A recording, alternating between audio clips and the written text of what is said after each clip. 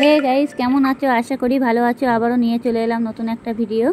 ভালো লাগলে like comment করবেন, সব বন্ধুদের কাছে অতি অবশ্যই শেয়ার করে দেবেন। যাই হোক, আমি এখানে নিয়ে নিয়েছি কুমড়ো আছে, আর আছে পটল, আর দেখতেই পাচ্ছ এখানে আলু নিয়ে নিয়েছি। নিয়ে আমি ভালো করে সবজিটা কেটে নিয়েছি, কেটে ভালো করে ধুয়ে নিয়েছি। ধুয়ে নিয়ে আমি একটা পাত্রে তুলে নিয়েছি। আজকে আমাদের এমনিতে বাড়ির শনিবার, তো এই কারণে আমরা আজকে নিরামিষ তরকারি অবশ্য করা হবে। আমাদের এমনিতে বাড়িতে শনিবার করে বাঁচা হয়, যার জন্য আমরা নিরামিষ তরকারি খাই। অবশ্যই এটাকে কালো জিরে ফোড়ন দিয়ে তরকারিটা করবো। যাই হোক, আর এমনি সবসময় সবজি খাওয়া অনেক সময় ভালো, শরীরের পক্ষে অনেক উপকার করে। যাই হোক, আমাদের এখন বারের শনিবারের জন্য তো আজকে এর জন্য এইটাই রান্না করছি। অবশ্য মাছ টাছ করবো না, আমরা অবশ্য মাছ টাছ খাই না, তার জন্য আমার ছেলে আবার একটু পছন্দ করে না সবজি। আবার সবজি খাওয়াটা সবথেকে শরীরের পক্ষে অনেক উপকারী, আর সবজিটা বেশি ভিটামিন শরীরের জন্য। যাই হোক, আমি এখানে কেটে কুটে পুরোটাই গুছিয়ে নিয়েছি। নিয়ে আমি তাড়াতাড়ি করে আমি এখন কড়াই বসিয়ে দেব। এবার কড়াইটা দেখতেই পাচ্ছি আমি বসিয়ে দিয়েছি। এই যে, অবশ্য আমাদের ঘরেতে কাজ হচ্ছে বলে একবার এধার একবার ওধার করতে হচ্ছে, এর জন্য টাইম পাচ্ছি না। যাই হোক, আমি এখন পাঁচফোড়ন দিয়ে দিলাম। এই পাঁচফোড়ন বলছি, কালো জিরে দিয়েছি আর কাঁচা লঙ্কা দিয়েছি। এটাকে আর কিছু কোনো মশলা দেবো না, যেতেই হোক। দিয়ে এটাকে আমি ভালো করে নাড়াচাড়া দিয়েছি। দিয়ে এবার যে বাকি সবজিটা ছিল, সেই সবজিটা আমি এবার কড়ার মধ্যে দিয়ে দিয়েছি। এই যে, এখানে কিন্তু দেখতেই পাচ্ছ পটল, আলু আর কুমড়ো। আবারও বললাম, এই সবজি দিয়ে মানে এই রেসিপি ঘরে বসে একবার চেষ্টা করুন, খেতেও খুবই স্বাদ হয়। আর এটাও বারবার খেতে ইচ্ছা করবে এই সবজিটা রান্না করলে পরে এভাবে।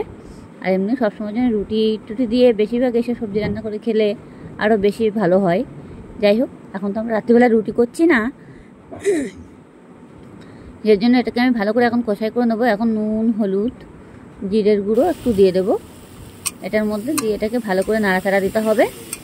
নাড়াচাড়া দিয়ে একদম পুরো কষা কষা করে ফেলতে হবে, যাতে একটু মানে হয়ে যায়, জল ভাবটা যাতে না থাকে।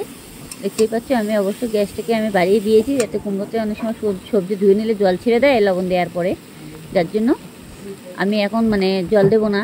এতক্ষণ ভালো করে একটু কষাই করে নিতে হবে। নিয়ে এবার আমার দেখতেই পাচ্ছি আমার কষাই করে অলরেডি হয়ে গেছে।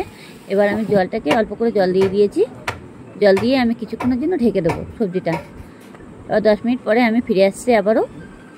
এবার কিছুক্ষণের জন্য ঢেকে দিয়েছি। দিয়ে এবার আমি কিছুক্ষণ পরে আমি আবারও ফিরে আসবো। এসে সবজিটা আমি খুলবো। সবজিটা না ঢাকলে হবে না, যেতেই হোক আমাদের ঘরে কাজ হচ্ছে, কখন মাটি ফাটি পড়বে তখন খাওয়া হবে না, রাত যখন জেগে বসে থাকতে হবে। যাই হোক, এবার আমি সবজিটা মানে ঢাকাটা খুলে দেবো। ঢাকাটা খুলে দিয়ে দেখবো আমার সবজিটা একদম অলরেডি হয়েও গেছে। দেখতেই পাচ্ছ মানে ঝোলটা পুরো কমে গেছে, মাখা মাখা টাইপের হয়ে গেছে। এবার আমি গ্যাসটাকে পুরো বন্ধ করে দেব। দিয়ে এবার সবজিটা একটু ভালো করে নাড়াচাড়া দিতে হবে। দেখতেই পাচ্ছ একদম পুরো মাখা মাখা হয়ে গেছে। এইভাবে এই রেসিপি ঘরে বসে করলে পরে খেতেও খুবই স্বাদ হবে। সবসময় সবজিটা খাওয়া শরীরের পক্ষে ভীষণ উপকারী। আমাদের এমনি সবসময় সবজি খাওয়া হয় না, আমাদের বাড়িতে কেউ আবার পছন্দ করে না, প্রতিদিনই মাছ হয়। আজকে দিনটা মাছ হয়নি, যেটি হোক আজকে বারে শনিবার, তো এই কারণে। যাই হোক, আমার সবজিটা অলরেডি হয়েও গেছে। এবার আমি পাত্রে ঢেলে নিয়েছি। দেখো, ভালো লাগলে লাইক কমেন্ট করবেন, আর সব বন্ধুদের কাছে অতি অবশ্যই শেয়ার করে দেবেন।